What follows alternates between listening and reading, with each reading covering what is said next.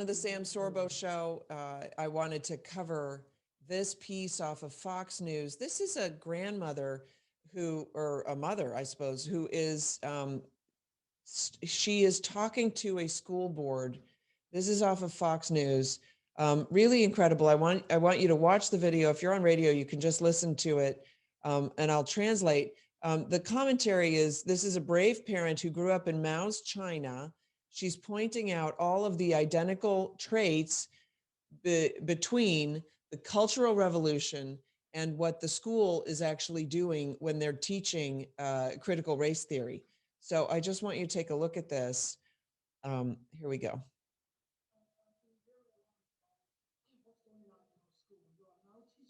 Training our children to be social justice warriors and to loathe our country and our history.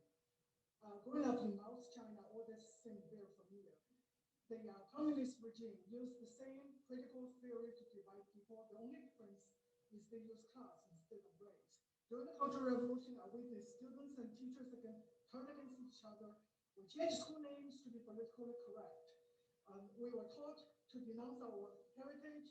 The Red Guards destroy anything that is not communist, oaths, statues, books, and anything else. We are also encouraged to report on each other, just like the Student Equity Ambassador Program and the bias reporting system. This is indeed the American version of the Chinese Cultural Revolution. The critical race theory has its roots in cultural Marxism. It should have no place in our schools.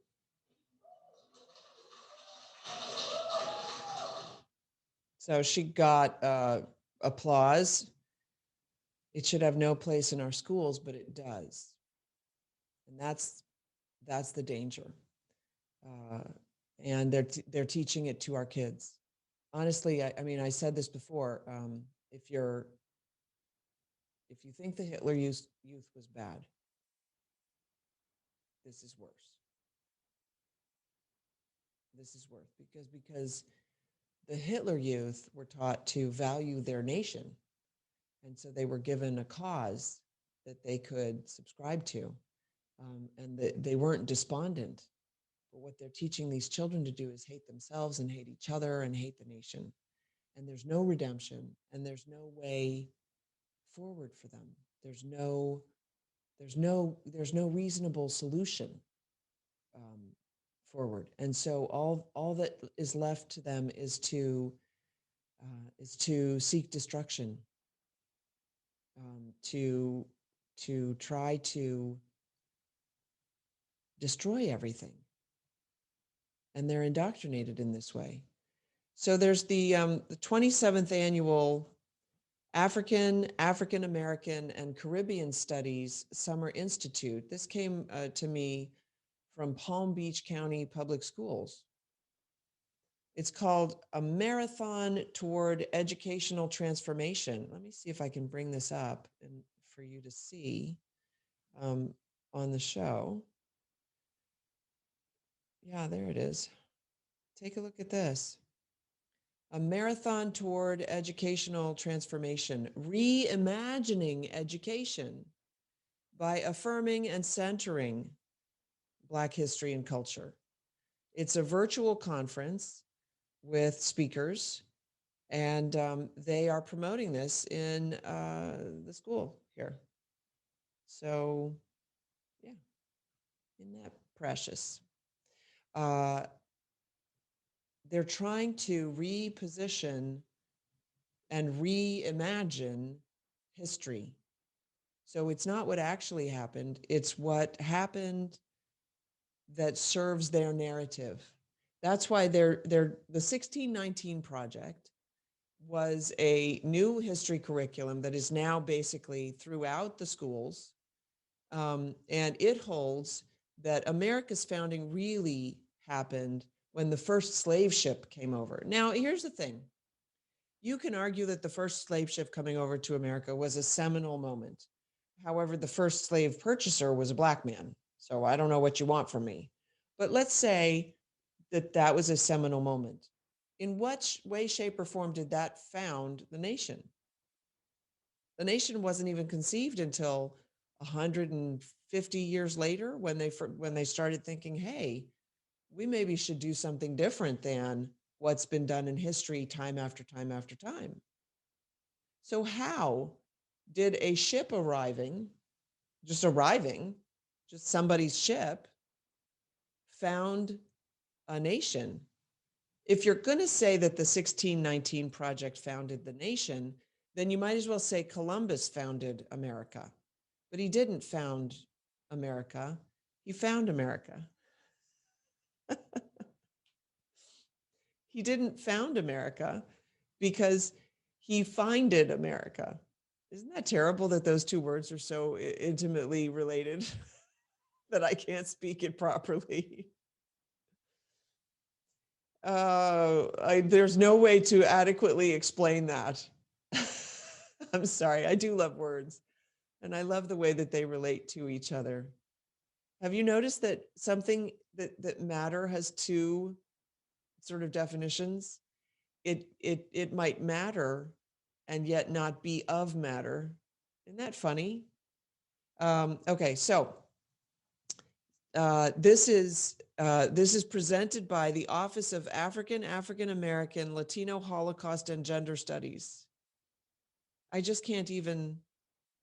By the way, I love this. I hadn't seen this before on this flyer that I was sent from Palm Beach County Schools. It says, special thanks to our sponsor, True Fiction. I can't make this stuff up. True Fiction. That's funny. I'm maybe you don't think it's funny. I think it's funny. It makes me laugh. Okay, moving on. We're going to talk about just briefly. Burger King is mocking Chick-fil-A in a tweet. They're announcing. I don't know if you noticed. It's Pride Month, so pro LGBTQ.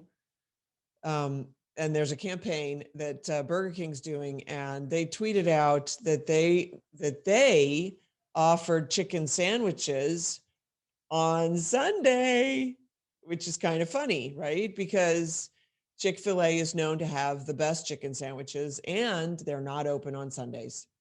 But the Chick-fil-A might just be thanking Burger King because Burger King mocked them. This is off the Blaze, by the way. Burger King said in a tweet last Thursday, it's making a donation to the Human Rights Campaign for every chicken sandwich sold. And they're calling them Chiking sandwiches. They even added that the campaign runs through Pride Month and even on Sundays, right? And they added a tweet saying that 40 cents of every Chiking sold would go to the Human Rights Campaign. And by the way, it's not about human rights, of course. We've covered that, right? They're making a maximum donation of 250 grand. And they love this community, they say. They proudly support the community. And so they saw an opportunity to take action and help out. And so they're basically using their chicken sandwiches as a fundraiser for this organization. But there were people on Twitter who weren't taking kindly to that. One person wrote, since you felt the need to openly show your support to that, I'm openly denouncing eating at your chain for the entire month of June. People don't have to agree with the LGBT lifestyle or support it. So keep your chicken sandwich. I stand with Chick-fil-A. Here's another one. While Burger King is respecting the rights of the LGBTQ community, they're simultaneously disparaging the holy day of over 2 billion Christians around the world. I bet they wouldn't do that to other religious groups. Isn't that interesting? First off, the reason why Chick-fil-A isn't open on Sundays is because of the Sabbath. They want their employees to spend time with their families. Second, you wouldn't have made this tweet if Chick-fil-A was a Muslim establishment. Third, BK chicken sandwiches can't touch Chick-fil-A sandwiches, of course. And then somebody else said, I can't remember the last time I ate your salty, fatty food, but this guarantees I never will again. I'm sorry. They just got lambasted by people. I support the freedom to be who you are, sexually, gender, or color, but since you choose to get in the middle of politics, you just lost a customer. Have you looked at the Chick-fil-A lines at noon versus Burger King, by the way? Hashtag woke broke. That's fascinating. Actually, I didn't really make that comparison, but it's true. I was at, I went to I took the kids to Home Depot the other day. The lines outside the Chick-fil-A, they've got, at that particular one, they've got double lines, two car lines. They've got like 8 people in the parking lot pre-ordering the takeout for people to speed up the lines. And they've got double lines wrapping around like the block, whatever. It's crazy. I ordered 2 Chick-fil-A sandwiches on Saturday. I save one and then eat one cold on Sunday. Still 100 times better than your garbage. I love it. I love it. 10 of your crap stores don't do the sales of one Chick-fil-A. Keep up the nonsense. How about making decent food and shutting your mouth? That's funny. Somebody should just tweet them, hey, chew with your mouth closed.